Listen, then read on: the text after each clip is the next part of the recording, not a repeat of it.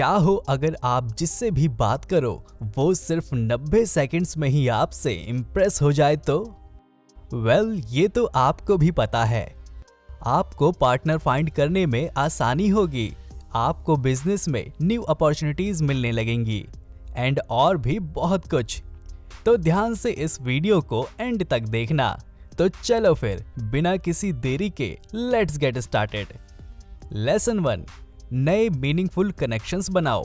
आजकल हर किसी की दौड़ भाग वाली लाइफ में हर कोई बिजी है, जिसे देखो बस सक्सेस या करियर के पीछे भाग रहा है। चलो एक बार को हम कह सकते हैं कि करियर इंपॉर्टेंट है, बट प्रॉब्लम ये है कि ये सब के बीच में कहीं ना कहीं हम अपने रिलेशनशिप्स को कम इंपॉर्टेंस देने लगते हैं। पहले लोगों को इतना मेंटल इश्यूज नहीं होते थे एंड उसका काफी बड़ा रीजन ये था कि लोग कम्युनिटी को वैल्यू करते थे। बट आजकल सब लोग ऐसा ही सोचते हैं कि बस अपने काम से काम रखो एंड अगर कोई जरूरत हो तभी कनेक्शंस बनाओ, जो कि एक बिल्कुल ही गलत थिंकिंग है। हालत इतनी खराब है कि हम नॉर्मली लोगों से भी बात करने में 10 बार सोचते हैं। हमें लगता है कि हर कोई जिसे हम नहीं जानते वो हमारा एनिमी है एंड जिसको हम ऑलरेडी जानते हैं हमें लगता है कि वो ही हमारे फ्रेंड्स हैं। बट ये भी सच नहीं है। ऐसे कितने अमेजिंग लोग हैं दुनिया में जो कि अपने इनर सर्कल वाले लोगों से भी अच्छे फ्रेंड्स बन सकते हैं। अब क्योंकि हम न्यू लोगों से मिलना बंद कर देते हैं एंड खुद को आइसोलेट कर लेते हैं, हम वो सारे न्यू कनेक्शंस को बनने से पहले ही खो देते हैं।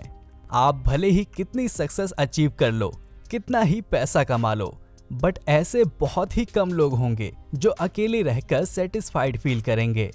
इसका मतलब ये नहीं कि हमें कभी अकेले अपने साथ टाइम स्पेंड नहीं करना चाहिए, वो भी जरूरी है, पर साथ ही साथ आपको अपने घर से बाहर जाकर यानी अपने कंफर्ट जोन से बाहर जाकर न्यू लोगों से मिलना चाहिए। ह्यूमन सोशल एनिमल्स हैं एंड हमारे अंदर नेचुरल डिजायर होती है सोशलाइज करने की एंड फ्रेंड्स बनाने की। अब सोशलाइज वर्ड सुनकर लोग सोचेंगे कि बस फ्रेंड्स के साथ पार्टी करो एंड मूवी देखने जाओ। नहीं, ये सब करने के लिए नहीं बोला जा रहा है इधर।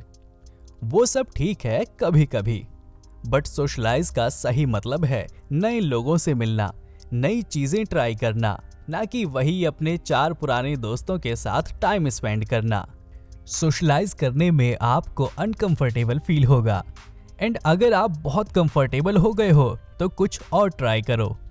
कनेक्शंस आपको कहीं ना कहीं सर्वाइवल में हेल्प करते हैं एंड आप जितना सोशलाइज करोगे उतना ह्यूमन बिहेवियर को समझ पाओगे एंड क्योंकि फिर आपको नए लोगों से मिलते वक्त डर भी नहीं लगेगा। आप नेचुरली कॉन्फिडेंट दिखोगे एंड लोग आपसे इम्प्रेस होंगे। लेसन 2, कोशिश करो जब भी आप किसी न्यू पर्सन से मिलो तो आपका फर्स्ट इंप्रेशन अच्छा जाए। आपने ये तो सुना ही होगा, नेवर जज a book by its cover. But क्या करें, आप जब भी किसी पर्सन से फर्स्ट टाइम मिलते हो तो आपको आपके फर्स्ट इंप्रेशन से ही जज किया जाता है एंड अक्सर लोग आपके मिलने के कुछ ही सेकंड्स बाद आपके बारे में अपने माइंड में ओपिनियन बना लेते हैं।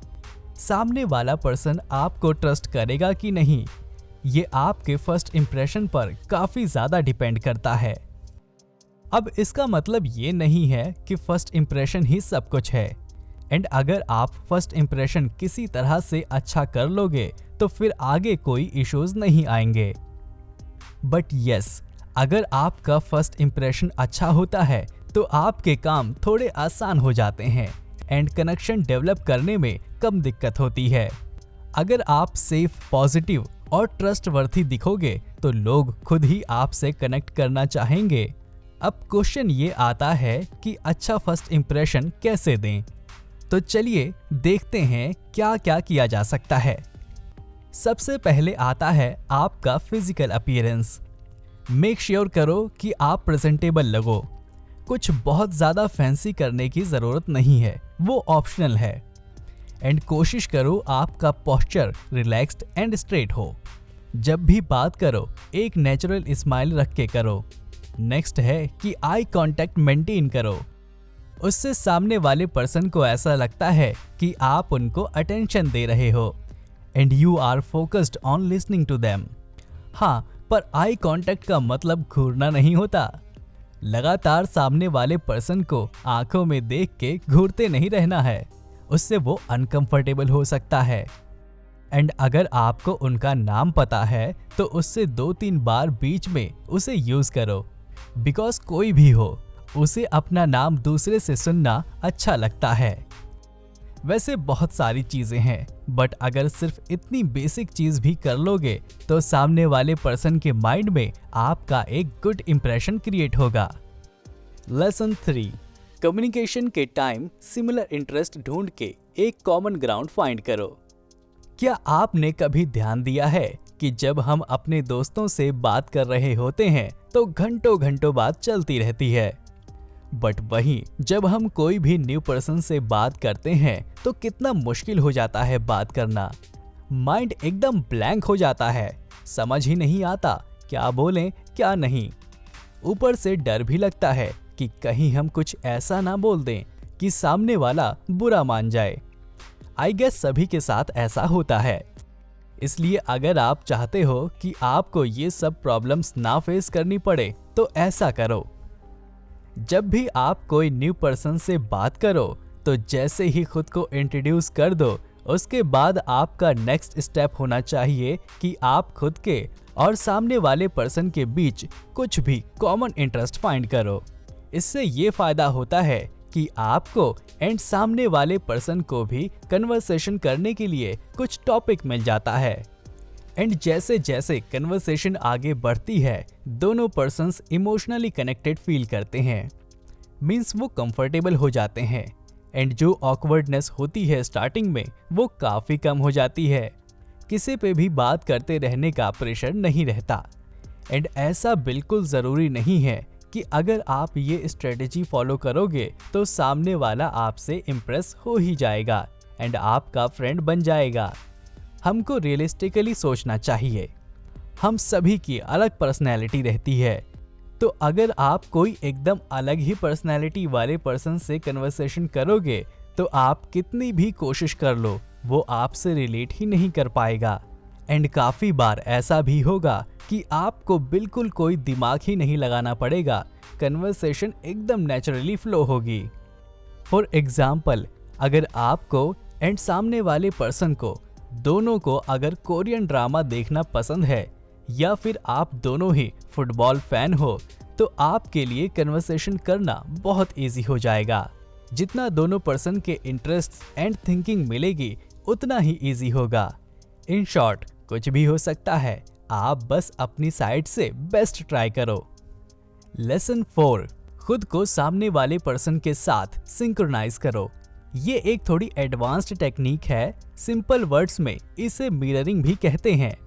काफी लोग इसे गलत भी यूज करते हैं एंड उससे उल्टा उन्हें नुकसान हो जाता है। बट अगर आप इसे सही से यूज करना सीख जाओ तो ये आपको कनेक्शंस बनाने में काफी हेल्प करेगा। मिररिंग करते टाइम आप सामने वाले के इमोशंस और बिहेवियर को थोड़ा थोड़ा कॉपी करते हो। इससे वो पर्सन आपको अपने माइंड में लाइक करने लगता है। ऐसा इसलिए होता है क्योंकि हमें ऑलरेडी फैमिलियर चीजें पसंद आती हैं एंड सामने वाले पर्सन को लगता है कि ये तो बिल्कुल मेरे ही जैसा है। हाँ, बहुत ज्यादा इसे यूज नहीं करना है, अदरवाइज लोग सोचते हैं कि आप उन्हें कॉपी करके मैनिपुलेट करने की ट्राई कर रहे हो। देखो कि सामने वाले का मूड कैसा है। अगर सामने वाला पर्सन धीरे से बोल रहा है, नर्वस है, तो आप भी अपनी वॉइस को थोड़ा लो करके बोलो। उससे सामने वाला पर्सन आपसे बेहतर तरीके से रिलेट कर पाएगा। अगर सामने वाला हंस के बात कर रहा है तो आप भी उससे मैच करने का ट्राई करो। रिमेंबर, आपको 100% कॉपी नहीं करना है। इस टेक्निक को बहुत हल्के तरह से यूज करना है। ज्यादा करोगे तो कोई फायदा नहीं। इस टेक्निक को अच्छे से यूज करने के लिए आपको ऑब्जर्वेशन करना आना चाहिए। अगर ऑब्जर्वेशन करना नहीं सीखोगे तो पक्का मिस्टेक ही करोगे ये टेक्निक यूज करते टाइम। लेसन 5, सामने वाले पर्सन को ध्यान से सुनो। ऐसा बिल्कुल पॉसिबल है कि अभी तक डिस्कस की हुई सभी स्ट्रेटजीज को एकदम परफेक्टली फॉलो करो एंड फिर भी सामने वाला आपसे इम्प्रेस ना हो। काफी लोग जाने अनजाने में एक सबसे बड़ी मिस्टेक करते हैं कन्वर्सेशन करते टाइम, एंड उन्हें बिल्कुल उसकी अवेयरनेस नहीं होती। वो ठीक से सुनते ही नहीं हैं। अब काफी लोग अपना सारा दिमाग सिर्फ ट्रिक्स को फॉलो करने में लगाएंगे, एंड सबसे इम्पोर्टेंट रोल जो कि कम्युनिकेशन में होता है वो होता है सुनने का। सुनते तो सभी हैं, बट एकदम ध्यान से काफी कम लोग सुनते हैं। मीन्स सामने वाले पर्सन को अगर लगेगा कि आप उसकी बात ध्यान से सुन ही नहीं रहे, तो आपने भले ही कोई स्ट्रेटेजी यूज करी हो, उससे कोई फर्क नहीं पड़ता। ध्यान से सुनने के काफी फायदे हैं। आपको कन्वर्सेशन को कंटिन्यू करने के लिए आइडियाज ब्रेनस्टॉर्म करने की जरूरत नहीं पड़ती। बस सामने वाला पर्सन क्या बोल रहा है उसे सुनो, एंड फिर उससे ओपन एंडेड क्वेश्चंस पूछो।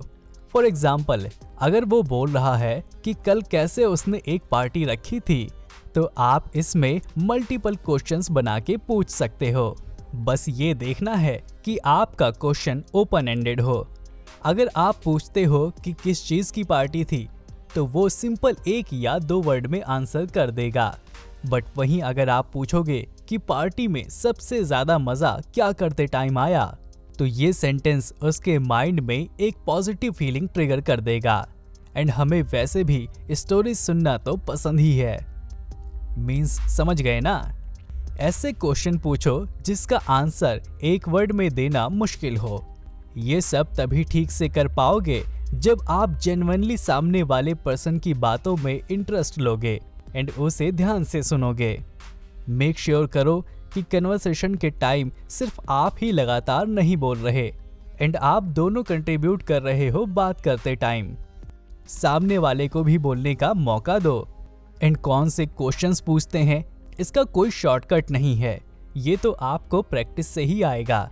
जैसे जैसे आपकी लिसनिंग एंड ऑब्जर्विंग स्किल बढ़ेगी, वैसे वैसे ही आप नोटिस करोगे कि आपकी कम्युनिकेशन स्किल भी बेटर हो रही है। लेसन 6, अपना एटीट्यूड सही रखो। जब भी हम किसी से बात कर रहे होते हैं, तो हम कंटिन्यूअसली अपनी बॉडी लैंग्वेज के थ्रू भी काफी कुछ कम्युनिकेट कर रहे होते हैं। अगर आपका एटीट्यूड ही ठीक नहीं है, तो आपके वर्ड्स उतने इफेक्टिव नहीं रहेंगे। फॉर एग्जाम्पल, अगर आपकी बॉडी लैंग्वेज से आप थके हुए एंड बिल्कुल ही डिप्रेस्ड दिख रहे हो, एंड आप फिर भी मोटिवेशन की बात कर रहे हो, तो उससे बैड इंप्रेशन क्रिएट होगा। आपके वर्ड्स एंड आपकी बॉडी लैंग्वेज दोनों सिंक में होनी चाहिए। आप क्या बोल रहे हो उससे भी ज्यादा जरूरी है कि आप कैसे बोल रहे हो। अगर आपका एटीट्यूड एक क्यूरियस एंड हेल्पफुल पर्सन जैसा होगा, तो लोग आपसे बात करना एंजॉय करेंगे। एंड वहीं अगर आपसे बात करके लोगों को बोर एंड नेगेटिव फील होगा, तो लोग आपसे कन्वर्सेशन ज्यादा देर तक करना अवॉइड करेंगे। बट ये भी रियलिटी है कि आप कुछ भी कर लो, हर कोई आपसे इम्प्रेस नहीं होगा। बस इतना याद रखना कि आप कई बार बिना बोले भी बहुत कुछ बोल रहे होते हो। आप अपना मुंह खोलो एंड कुछ बोलो, लोग उससे पहले ही आपकी बॉडी लैंग्वेज देखकर आपके बारे में ओपिनियन बनाने लगते हैं। इसलिए अपनी बॉडी लैंग्वेज का थोड़ा ध्यान रखो किसी से बात करते टाइम। लेसन 7, आपके थॉट्स में जितनी क्लैरिटी होगी, उतना ही इफेक्टिव आप कम्युनिकेट कर पाओगे।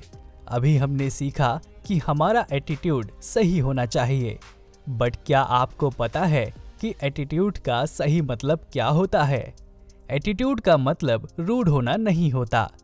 एटीट्यूड का मतलब होता है कि आप कैसे सोचते हो, कैसा फील करते हो एंड कैसे बिहेव करते हो अपने साथ एंड बाकी लोगों के साथ। तो अगर आपको अपना एटीट्यूड सही करना है, तो पहले आपको अपनी थॉट प्रोसेस को ठीक करना पड़ेगा। ऐसा नहीं होगा कि आपके थॉट्स की क्वालिटी एकदम लो एंड आपका बिहेवियर एकदम अच्छा है सभी के लिए। फेक पर्सनैलिटी नहीं बनानी है।